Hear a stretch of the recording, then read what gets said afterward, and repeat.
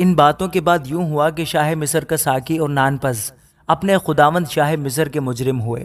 اور فرعون اپنے ان دونوں حاکموں سے، جن میں ایک ساقیوں اور دوسرا نانپسوں کا سردار تھا، ناراض ہو گیا، اور اس نے ان کو جلوداروں کے سردار کے گھر میں اسی جگہ جہاں یوسف حراست میں تھا قید میں نظر بند کرا دیا۔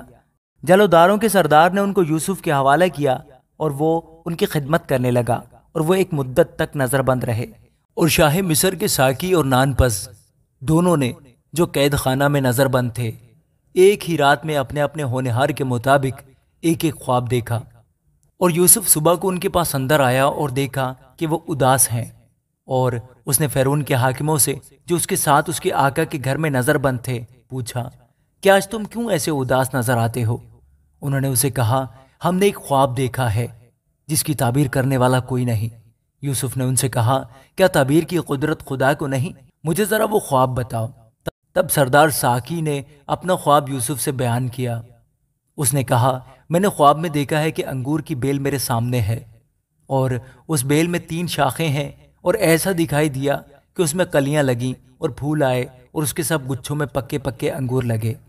اور فرعون کا پیالہ میرے ہاتھ میں ہے، اور میں نے ان انگوروں کو لے کر فرعون کے پیالہ میں نچوڑا، اور وہ پیالہ میں نے فرعون کے ہاتھ میں دیا۔ یوسف نے اس سے کہا، اس کی تعبیر یہ ہے کہ وہ 3 شاخیں 3 دن ہیں،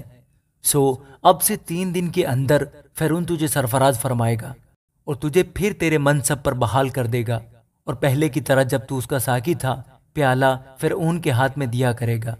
لیکن جب تو خوشحال ہو جائے تو مجھے یاد کرنا، اور ذرا مجھ سے مہربانی سے پیش آنا، اور فرعون سے میرا ذکر کرنا، اور مجھے اس گھر سے چھٹکارا دلوانا، کیونکہ عبرانیوں کے ملک سے مجھے چرا کر لے آئے ہیں، اور یہاں بھی میں نے ایسا کوئی کام نہیں کیا جس کے سبب سے قید خانہ میں ڈالا جاؤں۔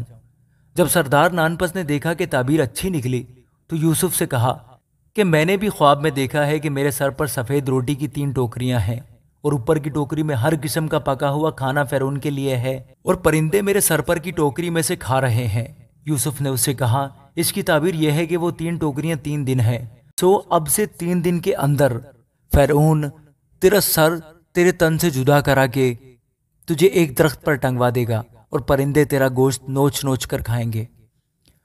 اور تیسرے دن جو فرعون کی سالگرہ کا دن تھا، یوں ہوا کہ اس نے اپنے سب نوکروں کی ضیافت کی، اور اس نے سردار ساقی اور سردار نانپس کو اپنے نوکروں کے ساتھ یاد فرمایا، اور اس نے سردار ساقی کو پھر اس کی خدمت پر بحال کیا، اور وہ فرعون کے ہاتھ میں پیالہ دینے لگا۔